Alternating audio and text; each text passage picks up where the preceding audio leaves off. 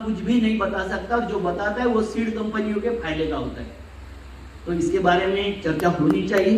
बहुत सुंदर। तीसरी बात है, दो बातें हो गई, तीसरी बात है बाजार हमारी सबसे बड़ी समस्या है। बाजार ये समस्या है हमारी कि हम जब टमाटर बेचने जाते हैं तो 2 रुपए किलो बिकता है, पालक बेचने जाते हैं तो 1 रुपए किलो बिकता है, और खरीदने जाते उसी दिन खरीदने जाते तो 40 रुपए पाव या किलो बिकता है। तो ये भी हमारी बहुत बड़ी समस्या है किसानों की।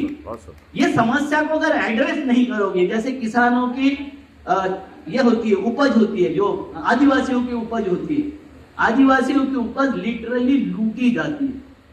नमक के बदले वो चारोली जो बोलते हैं वो दिया जाता है, 1 किलो नमक, वैसे 1 किलो चारोली जब खरीदते हैं, उनका हिरड हो, उनका हमने एक बहुत बड़ा एक किया था कि महुआ से स्क्वाच बनाने का सरकार ने परमिशन दिया है, महाराष्ट्र सरकार ने।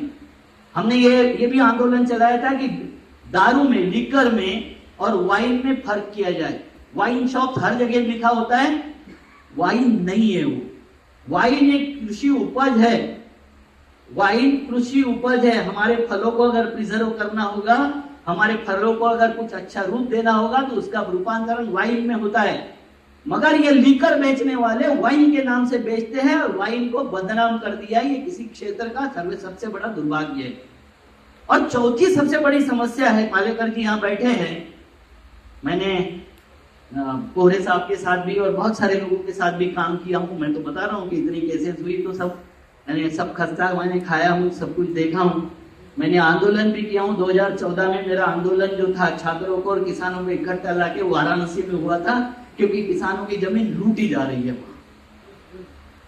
आपकी इसकी गांधी भवन की जमीन जब लूटी गई तो सब लोग आप गए थे वहां, बचा नहीं सके, अलग बात है। मगर मैंने किसानों को, छात्रों को साथ लेके वो जमीन पहले बचाने का काम किया, आज भी बची हुई है। मेरा बेटा सुप्रीम कोर्ट में है, वहां उसकी केस लड़ रहा है बिना मूल्य। 40% केसेस वो जो लड़ता है, वो मैं ऐसे जो उपद्रव करता हूं उन लोगों की केसेस होती है, वो वहां लड़ता है बिना मूल्य, और टॉप का वकील है, उसके एज में वो टॉप का वकील है, अच्छे से लड़ता है। तो चौथी हमारी सबसे बड़ी समस्या है लागत मूल्य। हम इतने प्रेशर में हैं, मतलब अगर भीड़ में एक तहसील में 3500 महिलाएं कैंसर से ग्रस्त मिली, इससे बड़ा माताजी दुर्भाग्य नहीं हो सकता। और हमारे यहाँ टाटा ने रिसर्च किया कि कैंसर क्यों बढ़ रहा है, तो टाटा का फाइंडिंग क्या आया कि गुटखा, बीड़ी, तंबाकू, पान वगैरह वगैरह खाने से कैंसर होता है। मतलब कितने % लोगों को होता है?